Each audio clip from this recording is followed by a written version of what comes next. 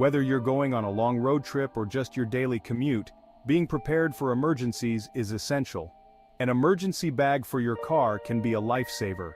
Today, we'll cover the must-have supplies you need to be ready for any unexpected situation while on the road. First, start with the basics: water, non-perishable snacks, and a first aid kit.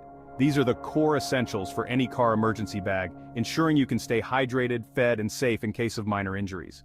Don't forget crucial tools like a flashlight, multi-tool, and jumper cables. A flashlight is essential for visibility in dark conditions, while a multi-tool can come in handy for small repairs or unexpected situations. Cold weather can make car breakdowns dangerous.